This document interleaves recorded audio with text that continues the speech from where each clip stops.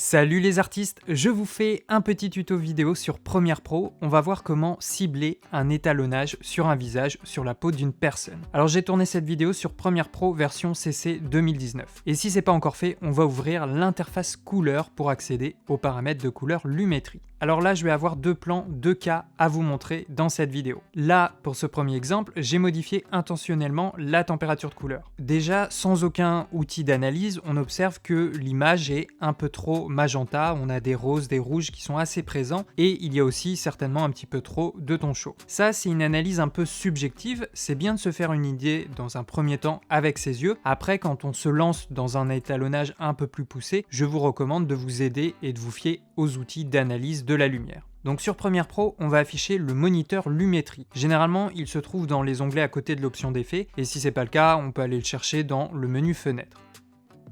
Ensuite, en bas de l'interface, sur la clé AMOLED, on va choisir les fenêtres qu'on souhaite afficher. Nous, on va surtout se servir du vector scope, mais vous pouvez aussi utiliser et afficher la parade RVB ou encore l'histogramme. Alors le vector scope, qu'est-ce que c'est? C'est pas très compliqué, tu vas voir. En fait, c'est un graphique circulaire, comme une roue chromatique, qui représente les informations de chrominance de la vidéo. Les données de saturation vont être représentées du centre du graphique jusqu'à l'extérieur. Et plus la mesure s'éloigne du centre, et plus la couleur sera saturée. Dans notre cas, on remarque que la quasi-totalité des couleurs du plan se situe dans le jaune-orange-rouge. Donc ça confirme un peu notre impression, il y a un surplus de magenta. D'ailleurs, on peut le voir sur la parade RVB, les tons rouges sont plus saturés que les tons bleus, donc on a un petit déséquilibre. Alors là, comme ça a l'air d'impacter la totalité de l'image, je vais aller dans mes corrections de base et je vais modifier la température de couleur pour retrouver une balance des blancs plus juste, un peu plus neutre. Donc je vais refroidir mon image et je vais ajouter du green pour enlever du magenta. Et tu vois sur la parade RVB, le bleu est remonté et le rouge, lui, il est descendu. Donc maintenant, nos trois primaires sont bien alignés. Et puis sur le vector scope, on a recentré aussi un peu nos valeurs.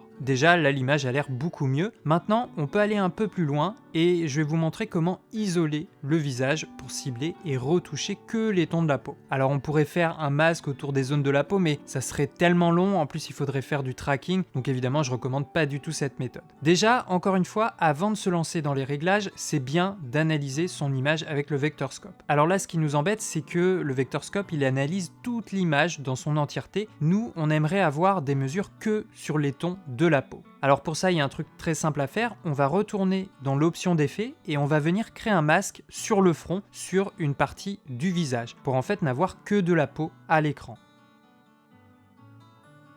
Maintenant, on revient sur le moniteur Lumetri et là tu vois que les valeurs ont changé. Cette fois-ci, il nous affiche uniquement des mesures en lien avec les tons de la peau qu'on a sélectionnés avec le masque. Comme ça, on est sûr qu'on ne va pas mal interpréter les graphiques. Donc là, il faut savoir que les tons de la peau, généralement, ils se situent sur cette ligne entre les tons jaunes et les tons rouges. C'est un bon indicateur, un bon point de référence pour l'étalonnage d'un visage, des tons de la peau. Donc là, nous, on n'est pas trop mal, on est légèrement plus vers le rouge, mais dans l'ensemble, on est vraiment proche de cette ligne de référence, donc il y aura assez peu de corrections de teinte à faire. Par contre, on peut essayer de saturer un peu plus et de renforcer les tons de la peau de notre visage. Surtout, là, moi, j'ai tendance à avoir la peau assez claire, assez blanche, donc ça fait pas de mal si on renforce un peu les saturations. Alors, je reviens sur l'option d'effet, on peut annuler le masque, là, on n'en a plus besoin. Ensuite, je vais juste descendre un petit peu l'exposition et légèrement les tons clairs. Je trouvais qu'ils étaient un tout petit peu trop présents. Maintenant, je vais vous montrer comment cibler les tons de la peau, comment les isoler. Pour ça, toujours à l'aide de l'effet couleur Lumetri, on va aller dans l'onglet TSL secondaire. Alors ça paraît peut-être un peu compliqué, mais tu vas voir, c'est pas le cas. D'ailleurs, moi aussi, au début, j'évitais totalement ces paramètres sur Premiere Pro, mais en fait, cet onglet est vraiment très pratique. Alors comment ça marche? Il faut prendre tout simplement les réglages de haut en bas. Vraiment, on va avancer étape par étape. On va commencer par sélectionner la première pipette. C'est avec elle qu'on va venir sélectionner, prélever la teinte qui nous intéresse. Donc généralement, je commence par le front. Là, tu vois, quand j'ai cliqué, les valeurs se sont modifiées, mais il n'y a aucun changement dans l'image. Et c'est normal, pour l'instant, on a juste sélectionné une teinte. Moi, je vous conseille de cliquer ici sur couleur et gris, ça va afficher les nuances de ton qu'on a sélectionnées. Et là, on voit bien qu'on n'a pas tout le visage, il nous manque des parties. Donc cette fois-ci, on va prendre la pipette d'à côté, avec le plus, elle va nous permettre d'ajouter de nouvelles teintes tout en conservant les sélections précédentes. Donc on vient rajouter les parties manquantes du visage. Bien entendu, tu vois qu'il y a aussi des parties de l'arrière-plan qui se rajoutent à notre sélection. Ça veut dire qu'elle possède des teintes similaires à certaines nuances du visage. Bon, c'est pas grave, la priorité là, c'est les tons de la peau. Alors ensuite, tu peux préciser la sélection avec les deux paramètres qui suivent. Le S, c'est plutôt pour les tons sombres et le G pour la luminance. À chaque fois, tu peux modifier la valeur principale et le dégrader si tu veux des transitions plus fluides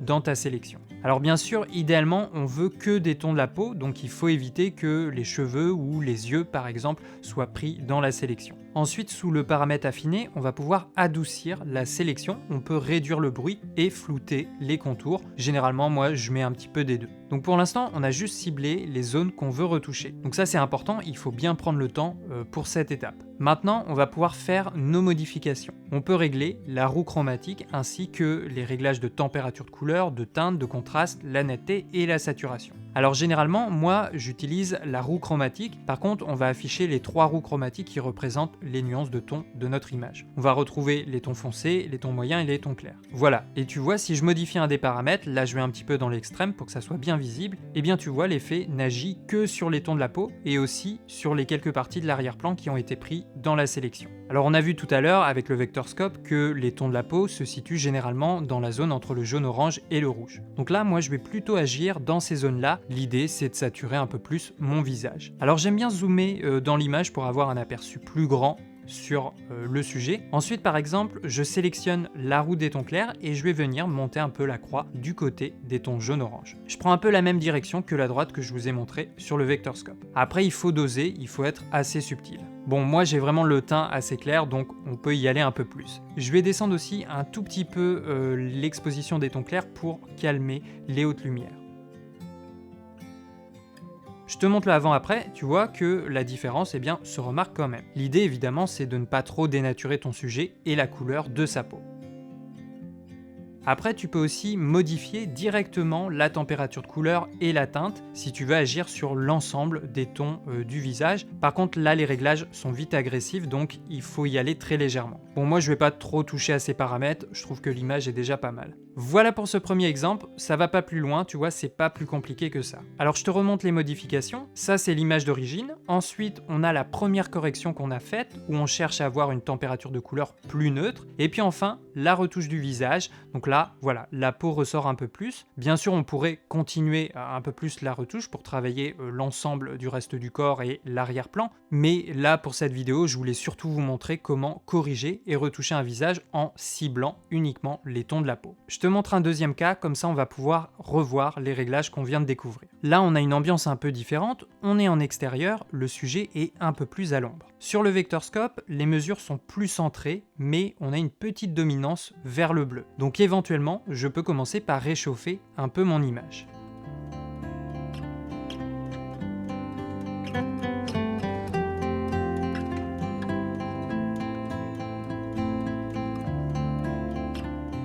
Ensuite, même chose, si je veux aller plus loin dans la retouche et que je veux modifier les tons de la peau de mon sujet, eh bien, il va falloir isoler ces parties. Donc comme tout à l'heure, j'ouvre l'onglet TSL secondaire et on va venir régler notre sélection avec la pipette. Et puis on ajuste petit à petit la sélection.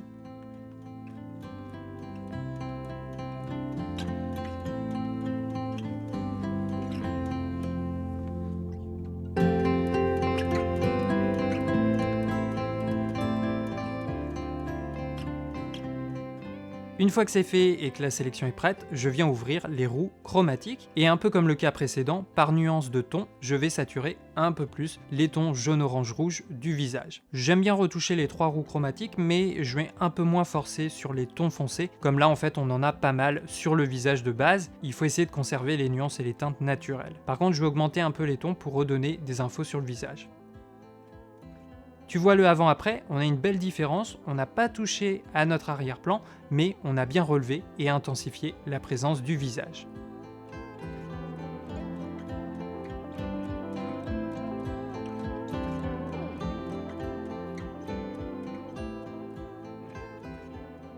Alors tu remarques que la maison en arrière-plan a été prise dans la sélection. Si tu ne veux pas que la retouche agisse sur cette partie, eh bien c'est pas compliqué. Dans l'option d'effet, on va faire un masque à partir du paramètre couleur lumétrie en question. Donc je vais prendre l'ellipse et je vais l'agrandir autour de mon sujet. Donc là, la correction n'agit que sur la partie intérieure du masque. Et là, comme mon sujet ne bouge pas, je n'ai pas besoin de faire un tracking. Alors je te remontre une par une les deux corrections qu'on a faites. Donc d'abord, on a un petit peu ajusté la température de couleur, et puis ensuite, on a travaillé sur les tons de la peau de notre sujet. Voilà les artistes pour ce tuto sur Premiere Pro, j'espère que ça vous a plu et peut-être que vous avez découvert le fonctionnement de l'onglet TSL secondaire avec l'effet couleur lumétrie. Moi je trouve que c'est un paramètre assez pratique. Je vous invite à me dire dans les commentaires si vous le voulez bien, vous comment vous étalonnez les visages quand il y en a dans vos vidéos. Et puis n'hésitez pas non plus à me dire quel genre de tuto, quel point technique vous aimeriez me voir aborder sur la chaîne par rapport au logiciel. Si cette vidéo vous a plu, vous connaissez la routine de soutien. Si vous appréciez mon travail et que vous voulez m'aider à le poursuivre, vous avez aussi la possibilité de rejoindre le programme de souscription à la chaîne. Il y a quelques avantages comme par exemple l'accès à un groupe Facebook privé où on échange sur l'audiovisuel et le matériel. Je vous dis à la prochaine ici derrière la caméra. Ciao les artistes!